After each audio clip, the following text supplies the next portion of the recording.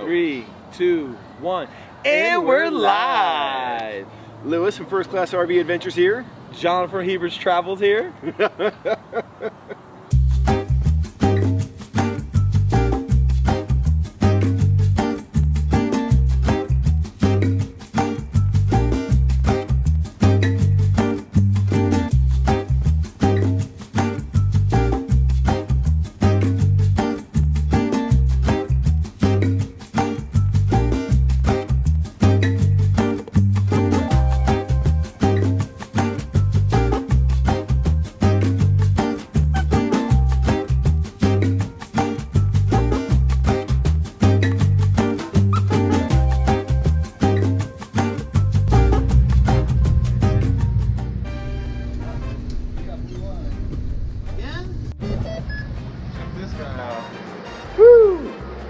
What in the world is it? Dude, you can see it 500 feet down with those things. Well, I cut his spines off already, but that's what he looks like when he's cleaned up. He can't get you anymore. You have to try hard. You'd have to work at it. They're one of my favorite fish, if not my favorite. Awesome. It's hard to get big ones, you know. That's a small fish. Not a whole lot on there. Yeah. I took one home about a 2-pound one, and that was one of the best fish I've ever had. Really? Wow.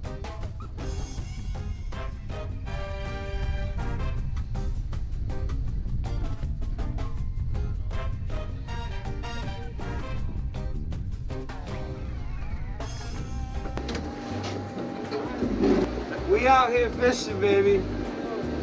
We out here fishing. Lewis was just fishing for some bait.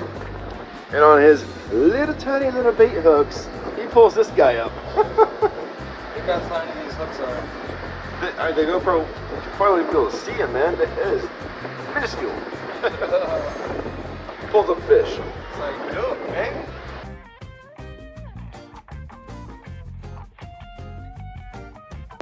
Pulling the first round of fish. So, what is it, about 8 o'clock? So we fished for about 8 hours now. We've got a full box of fish back here. So what we've done is we transferred all the ice that was into here over into that box. We'll layer a bedrock ice down. Here, the stringer's tied off with everyone's number. And we're going to lay,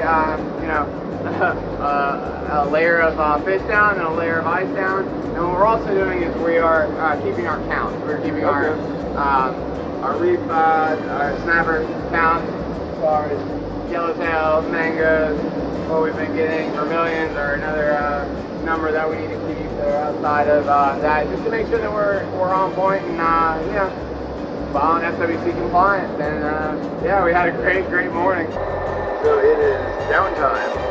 And yeah, I'm tired.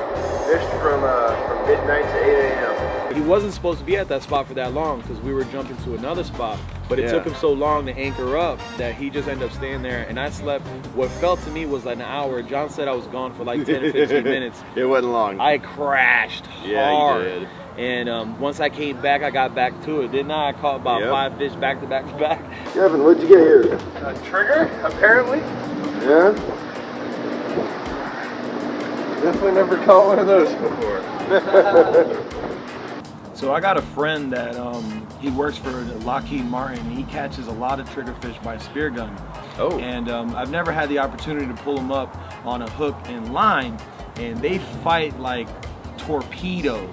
I know our friend Kevin, he was having a blast with these things. He knew every time he hooked up to a triggerfish because they just react totally different on the line. He'd say it too. He's like, oh, I got another one. Yeah. Cool fin. If you press the back fin, it literally like pops like a trigger. That's why they're called triggerfish. And one of the mates actually told us about a story that a lady that they had on the boat one time went to kiss the triggerfish and it took a piece out of her lips. Oh, I missed that. So definitely don't try to kiss a triggerfish. They have teeth like human teeth almost. You know, if they crush crustaceans all day long, so they got a hard mouth. I'm Tammy Kuda. I'm the cook on the overnight boat.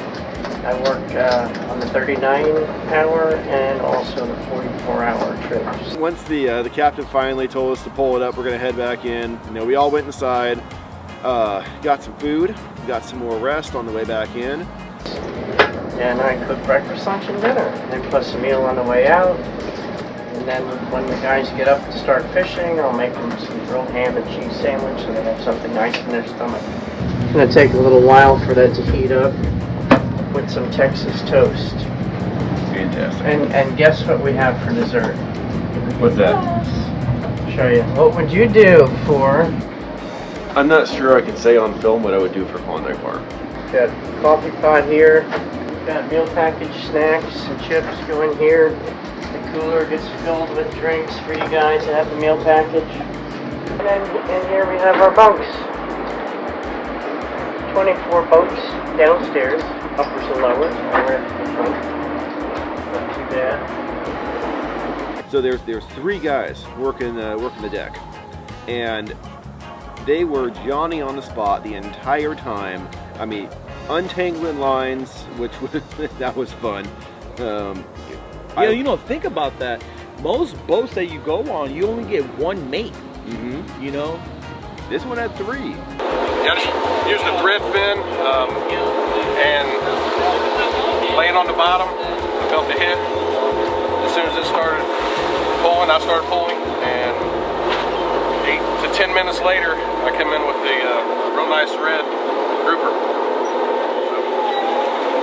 So, worth every penny on this trip. Fencing them, puncture, you aim for their swim bladder, let that gas come out, and that way they won't float at the surface. Bye bye fishing. that was actually his job to do research, and he actually walked us through, you know, why they let air out of their bladders before they send them back down. I mean, we're pulling up these fish from reefs at about 200 feet deep. You know, they come out with their whole bladder or their whole belly out of their mouth, and you have to puncture those to send them back down. If not, they'll just float at the top and get picked off by a bird. At this point, I'm very glad I took my extra Dramamine. We're sending her down, son. What are you hoping to catch with that? AJ. Alright. Or anything else extremely large. 50 to 100, please. Okay. And Lewis over here.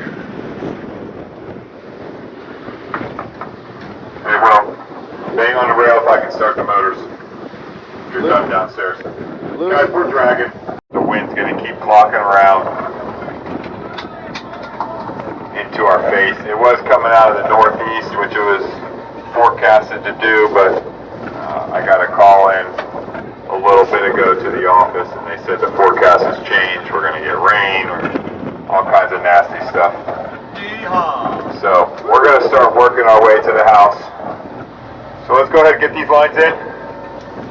Well, I guess that's it for the night then. We want to thank you guys for coming fishing with us. We hope you enjoyed the trip. And it turned out to be a really nice trip considering the conditions and all. It's tough out here. It's getting tougher, and it was lumpy, but it was definitely a doable trip. And you guys did a great job. We got a lot of fish on the boat. Did pretty well on the snappers and halfway decent on the groupers throughout the day. We've got some nice red groupers, nice scans.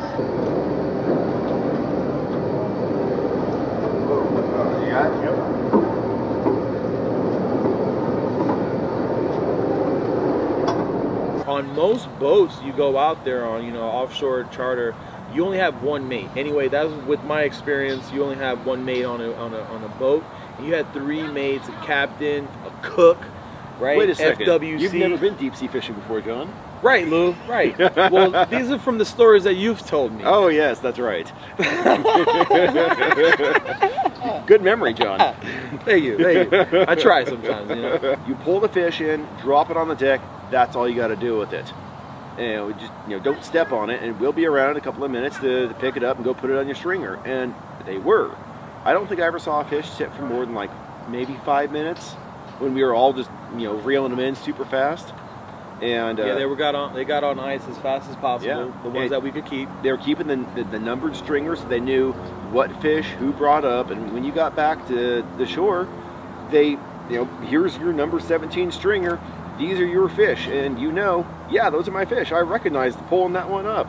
So after a 39-hour long trip, about 100 miles offshore, we came back with about, I would say, easily 50 pounds of fillets, guys. Oh, all right. If it ain't 50, it's 45. It is so much fish. Wow. Now, of course, it was 4 of us fishing and 3 of us catching. But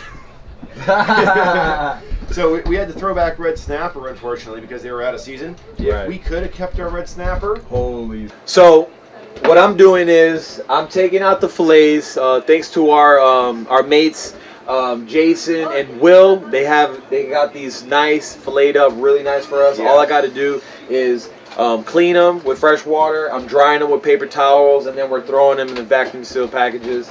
And we're gonna have some fish for a while. Yep. Right? Oh yeah. Well, and this ain't the last time we're going to go out with Hubbard's Marina, so we get to go get more fish. Different kind of fish too. That's the other part too. So just in case we start to run out from our 50 pounds of fish. Yeah, shout out to everybody that got to join us. John, myself, Donnie, neighbor. our neighbor, our friend, and then Kevin Ridley. He's another full-time RVer. Kevin pulled up some nice fish. Yeah, everybody did. He's 2 hours away and didn't have a cooler with him, so we're going to have to hang on to it for him and then just get it to him sometime. I mean, we're going to see him again. Check that out. Woo!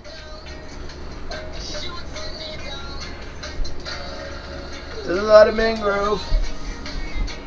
And as Hubbard's Marina says, if you're too busy to go fishing, you're just too busy. All right, thanks for watching, everyone. You got any comments, please drop them down below. We'll see you next time. Thanks for watching.